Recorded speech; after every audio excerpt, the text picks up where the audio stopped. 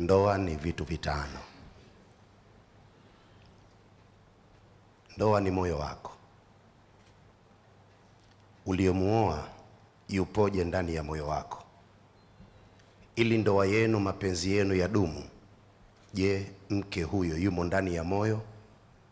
Kama ambavyo mke aliyeolewa naye yupo ndani ya moyo, au yupo kwenye kinywa, au yupo wapi?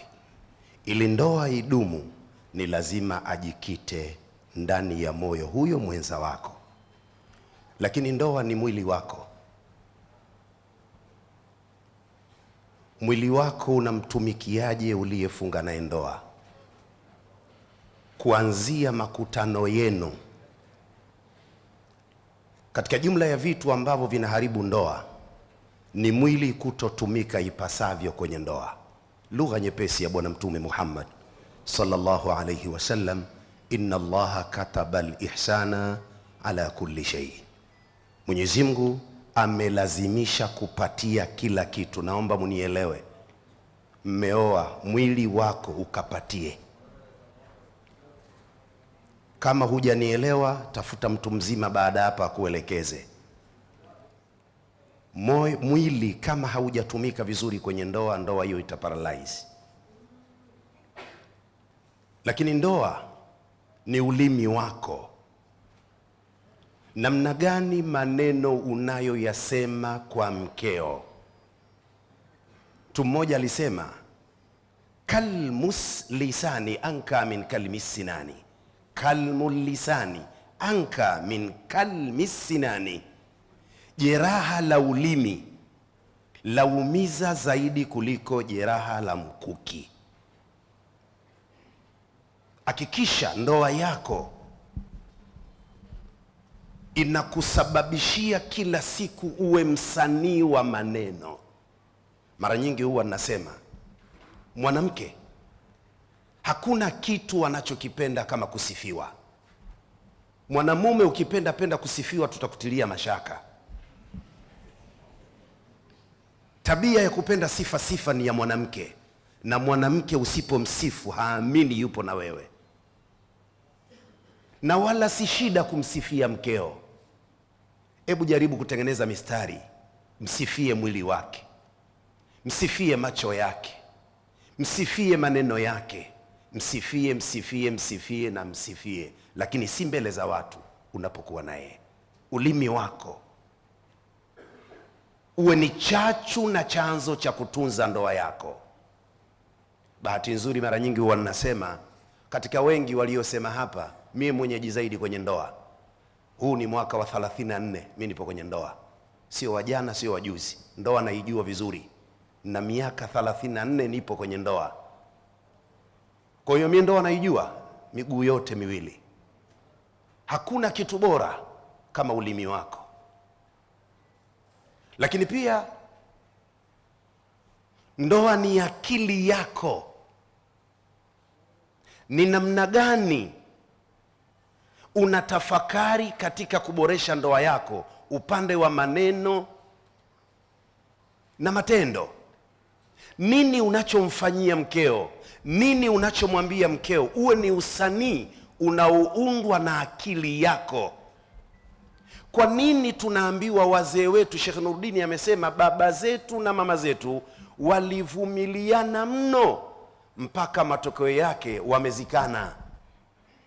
Sisi sasa, wao wamefanya ya kwao, sisi tunabuni vipi? Niliwahi kusema siku moja, nunua hata ndizi, hata epo, lihifadhi, mpelekee mkeo zawadi. Hivi vizawadi hivi vinamfanya mwanamke akuonewa. Maana kuna wanawake leo wameolewa, hajawahi kuletewa zawadi na waume zao mpaka leo, na dume yupo kauzu, hana mpango wa kupeleka zawadi kwa mkewe.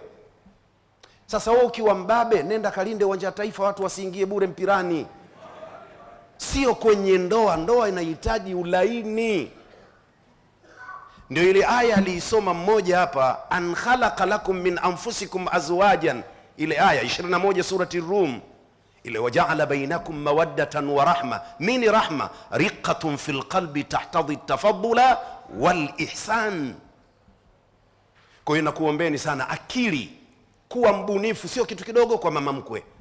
kitu kidogo kwa mama mkwe, kitu kidogo kwa baba mkwe, unaonekana mwanamume wewe una hila, una tatizo.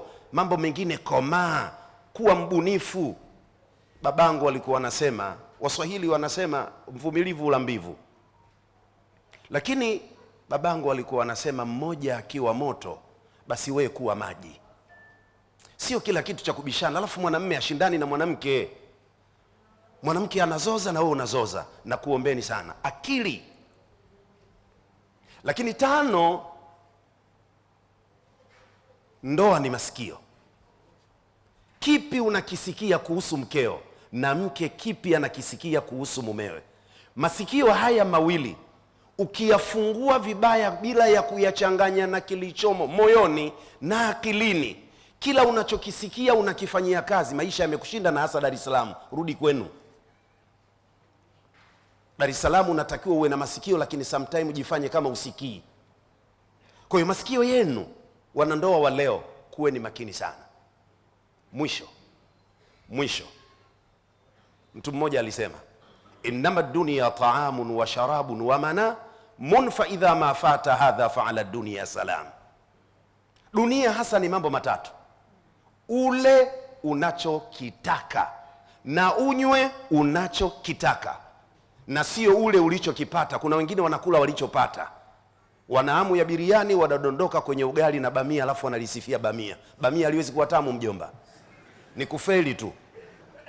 Sasa dunia, ule unachotaka, unywe unachotaka. Sikiliza, mtaalamu anasema wa manamun, kafumba kitu hapo, na ndoa. Yani ile la kwanza na la pili achana, anasema ili la tatu sasa, fa idha ma fata hadha fa ala dunya salam. Kijana akilikosa hili la tatu, hili haupo duniani, we bye bye. Na mawingu yanakuja mwezi wa 6 huu baridi, unaanza kutafuta Kristina, Mwajuma au apendeki. Vijana mlioa hongereni, na wengine njooni. Na ili mtu tukuhesabu na akili timamu uwe na ndoa, kama hujaoa huna akili, hatuwezi kuthibitisha kuwa unazo. Mwisho kabisa niwaambie mlioa leo, ukimaliza mwezi mzima mkeo hajakuudhi wewe hujaoa, msijizime data, mnanielewa? Kama umemaliza mwezi hujaudhiwa na mkeo, hujaoa. Mwanamke moja ya shughuli zake ni kukera. Sasa nenda kaoneshe una akili timamu na kero za mwanamke namna gani. Kuna mwingine siamalizi mwezi, mwingine kila siku yana kuudhi tu, utadhani kuwa hakupendi, kumbe ule ndio mwanamke wenyewe. Unamwambia A, anasema C. Kwa hiyo nakuombeni vijana, msiichukie ndoa kwa kero za wanawake, bali kero za wanawake ndio zitakuja kuonesha upeo wa akili zenu. Mwenyezi Mungu akupeni subra na uvumilifu na ubunifu kwenye ndoa zenu. Hadha wabillahi tawfiq, wassalamu alaikum warahmatullahi wabarakatuh.